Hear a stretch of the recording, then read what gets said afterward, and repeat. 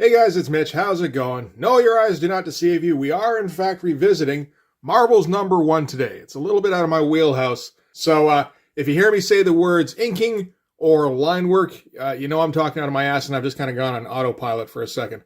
So, just before we get into it, if you enjoy the channel, if you feel like you might want to help out a little bit, what you can do is in the description, there's a link to my Patreon. And if you subscribe there, that gives you access to everything I do, from the Blood Force stuff to the YouTube videos before they get uploaded to YouTube, as well as some Patreon exclusive content. Okay, so I don't know how many of you remember Marvel's #1 when it came out. Probably most of you, according to my analytics at least. It looks like pretty much everybody who watches these videos is over the age of 35.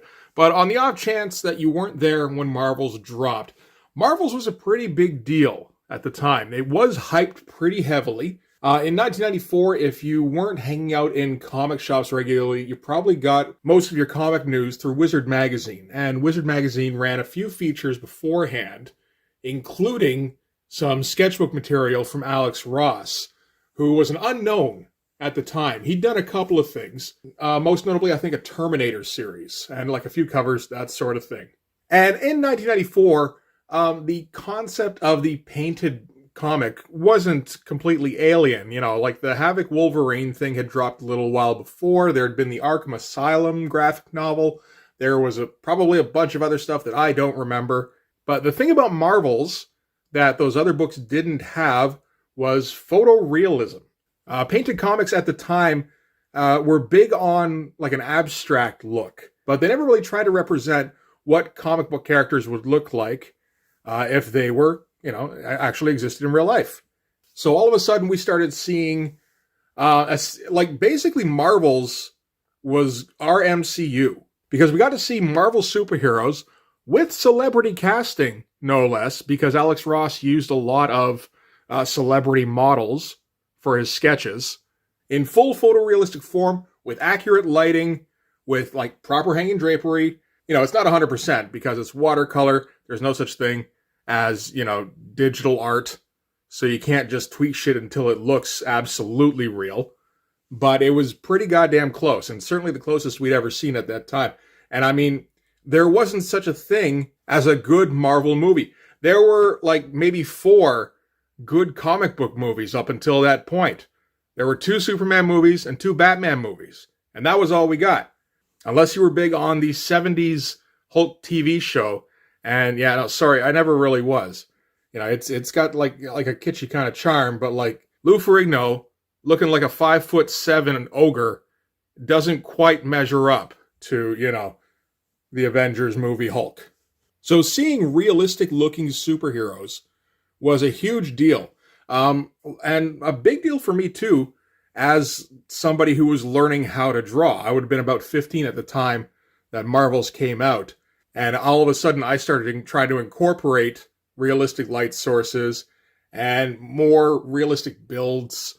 Tried to figure out a little bit of hanging drapery. I wasn't very successful, but I mean, even attempting to work that stuff in was, an interesting step in terms of evolution. And the Marvel's book was a huge boon for Marvel Comics. At this time, they're having difficulty maintaining sales. The speculator boom has, already started to wither. And, they don't have the name artists they used to. Their big guy is Joe Mad, at least. But they don't have much in addition to him, apart from maybe like the Kubert brothers. So Marvel's, being as big a success as it turned out to be, was a bit of a life preserver.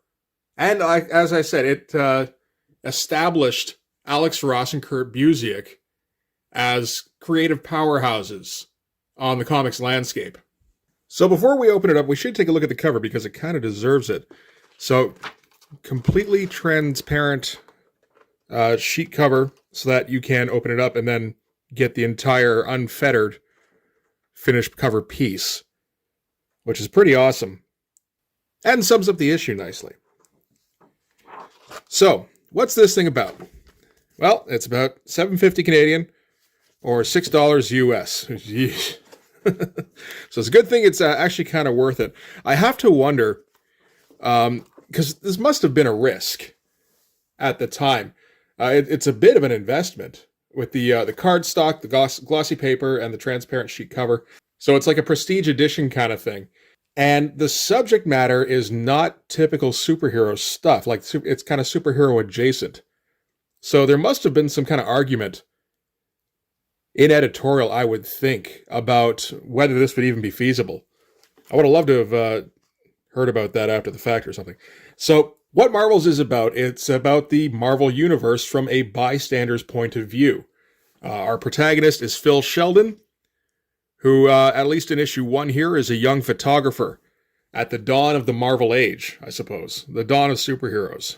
And we're going to follow Phil Sheldon through different ages in the Marvel Universe. So we're starting here in 1940.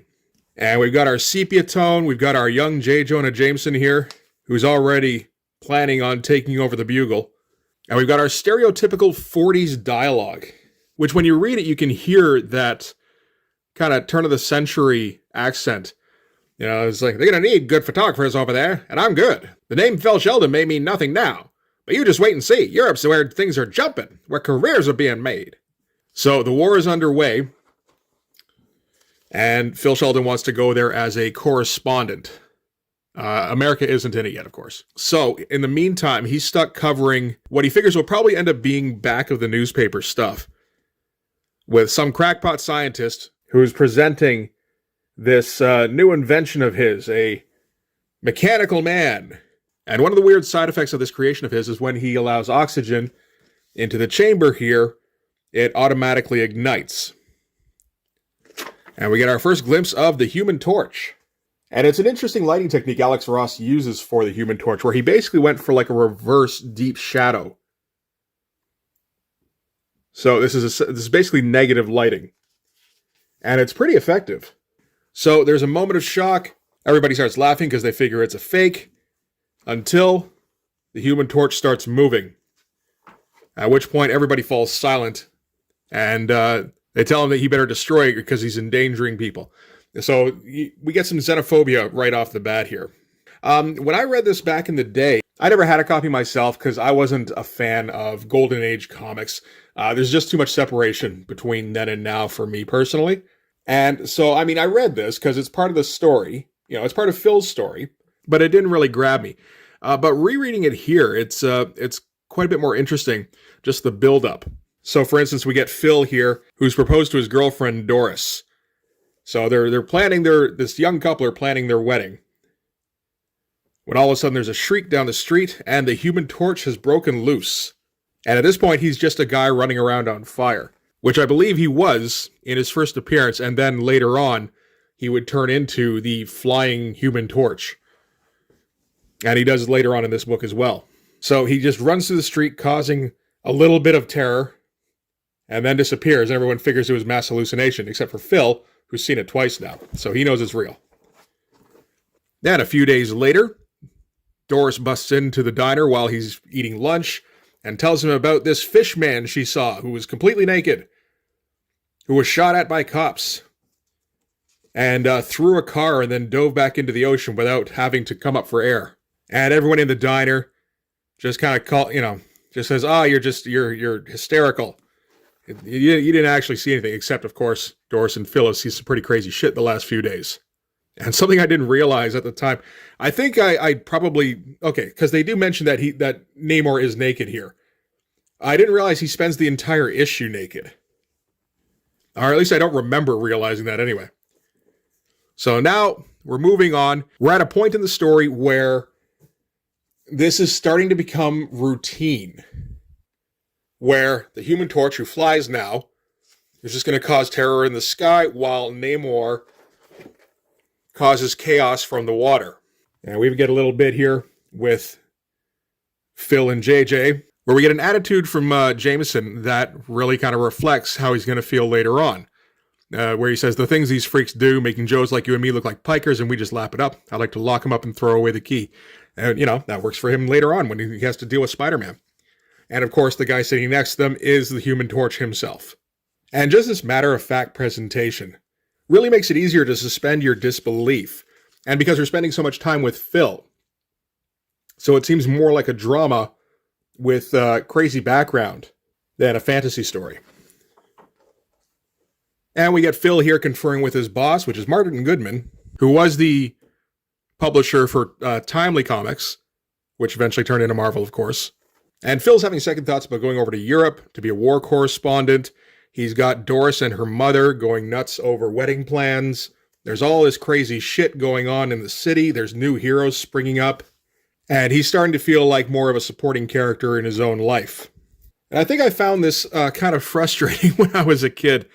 Because, you want to see a regular comic only done up in photorealism. So basically all the same angles, and everything's right up in your face, close up and everything, but completely photorealistic. And instead, we're only getting glimpses of everything. But of course, it totally works, because again, it puts you in Phil's shoes as bystanders. So you're actually, it feels a bit more like you're part of this world. And we do get shots like this from time to time. It's just fantastic shot, but they're pretty rare. For the most part, it's just things like the Human Torch zooming off into the distance. And then the New Yorkers have to deal with all the destruction that's been left in their wake. Meanwhile, Phil's got to chase these guys all around town because he is still a photographer, and this is still very much news. Everybody wants to read about Namor and the Human Torch. They have a battle on the Statue of Liberty. Namor takes over a TV studio to warn the Human Torch to get off his trail. Looking a little bit like Michael Keaton there, although I could be wrong. And by the time Phil shows up, there's just the leftovers of the battle. So, some scorched floors and walls, hole in the roof, and a bunch of scared employees. And again, we get just a brief glimpse of what these battles would have been like. And you want to see it more close up, but that's not the point of the story. The point of the story is Phil having to deal with not having any control over this fucked up situation and not being able to come to terms with that. Particularly as an American in the 40s, I think. There's a sense that Americans are, it's the pioneer spirit thing, right? The manifest destiny, whatever the fuck. Where you affect everything around you. And Phil hears about a new battle that he's got to run off to. He's got to leave Doris behind for, again. And by the time he gets there, the fight's already over. Namor and the Torch are going to shake hands. And it's like, oh, so all that destruction never happened, eh? It's all fine now. Which Phil's sidekick here thinks isn't fair. And Phil sees it as, you expect a storm to pay for the damage it caused or a war to care who gets killed. So, things like the Human Torch and Namor are just force of nature. They're natural disasters that leave a bunch of collateral in their wake. And that's what people like Phil have to deal with. And it gets to the point where he can't handle this uncertainty. And he asks Doris to call off the wedding. Because he doesn't want to bring kids into a world filled with this kind of thing, where they're living in constant fear of danger. They compare it earlier to living in London during the Blitz. And then we get introduced to the third superhero character in this one, which is Captain America comes on the scene in 1941. And we get just a little bit of Joe Simon's original sketch of Captain America. And the rest is black and white photos, which again are great because they add that verisimilitude that you really need in this kind of story. We can't get that iconic shot of Captain America punching out Hitler, unfortunately. That wouldn't make a whole lot of sense. But we do get some cool action shots, kind of, that almost feel like sort of candid photos taken during a scuffle. And I mean, this guy here almost looks like a straight-up Jack Kirby villain. So I like that touch. And Captain America's different, because he's American. He fights for America. He's looking after American interests. And everybody likes Captain America for this. The girls all think he's dreamy. Popeye thinks he'll give Hitler what for. And young Nick Fury is inspired to go and take it to Hitler on his own. And I'm pretty sure this is Dum Dum Dugan here. And I think this is meant to look like Don Johnson.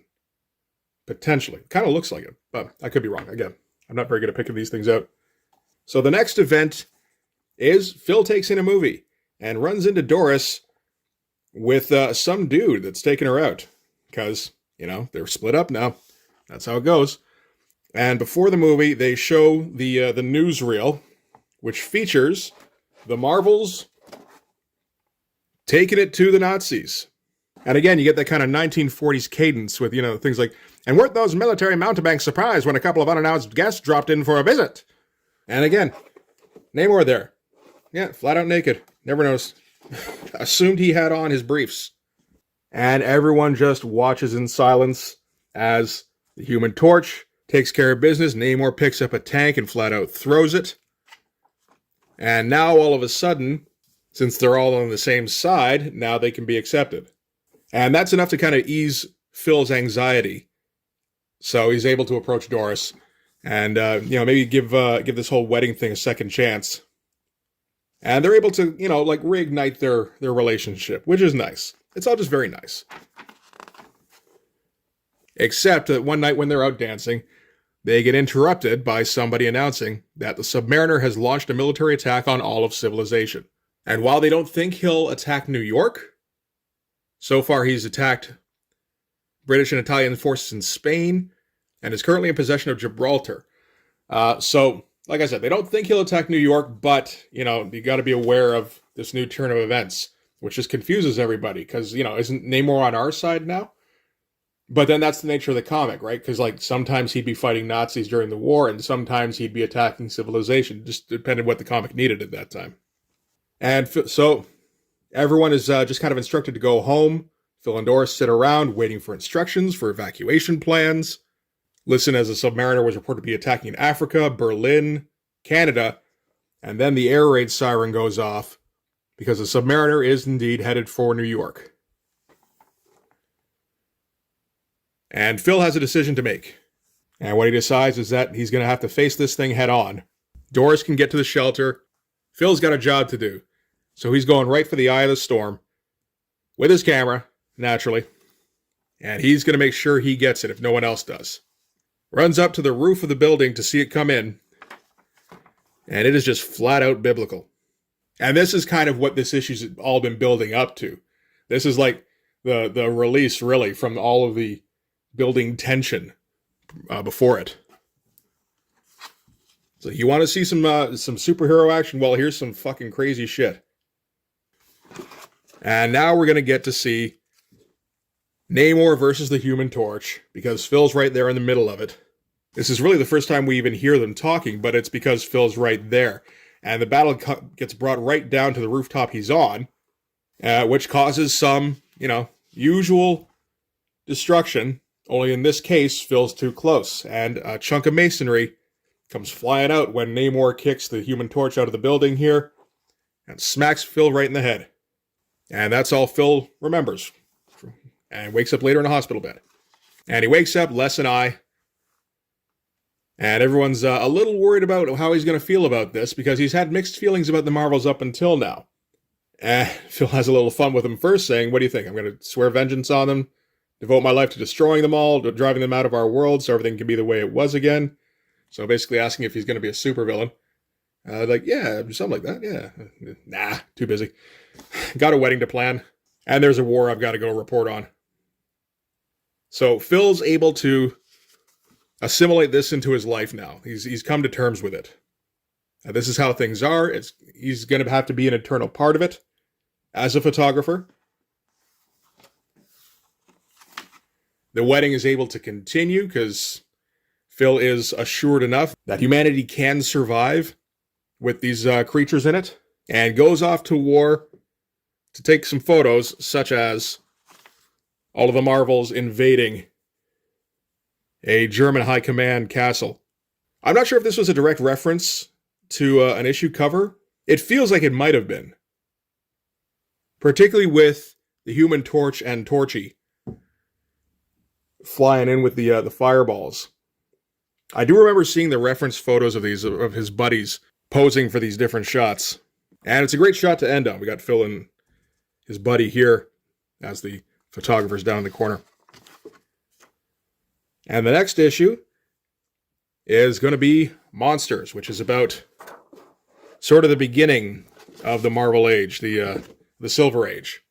So 1961, 1962, 63, around there. So that's it for Marvel's #1. It's a pretty cool book. And I mean, again, it's different from anything else that was coming out at the time. But it is still a pretty good story. So it doesn't have to just be about the superheroes. It feels like that's kind of what Kingdom Come got wrong a little bit. I don't know. It feels like with this photorealistic style, you can't get right in with the superheroes all the time. You know, that's what everybody wants to see, but that isn't necessarily what you should get. And while Kingdom Come has that sort of window into everything with the pastor. I don't remember what his name is now. I know he's Alex Ross's dad, but it's not the same thing as being man on the street Phil Sheldon. Again, it gives you that grounding. You know, like the only reason the pastor can see everything is because the Spectre makes him intangible and invisible. It's like, yes, that's very relatable. Absolutely. In this, you know, you're on the ground level with Phil. Yes, you see the Marvels fairly often, but, you know, only from his perspective. And usually from a distance, and it's probably better if it's from a distance. I just realized you can see me flailing when I do that. Sorry about that. I get a little gestural when I do these sometimes. So that's going to do it for this one. Yeah, next time we'll take a look at number 2, which is has a big focus on the X-Men. This was one of the ones I did have, and one of the ones I liked a fair bit better at the time. But yeah, thanks very much for watching. If you like this video, please hit like, hit subscribe, hit the notifications so you know when the next one's coming out. Go over and subscribe on my Patreon. That'll give you access to everything I do, from the Blood Force stuff to the YouTube stuff, before it gets uploaded to YouTube, usually a week or so in advance, as well as some Patreon exclusive content. Also, you can follow me on Instagram, and you can DM me there for commissions. But yeah, that's going to do it for the painted one. Let me know what you thought of that one. Thanks again for watching, and I'll see you guys next time. Bye-bye.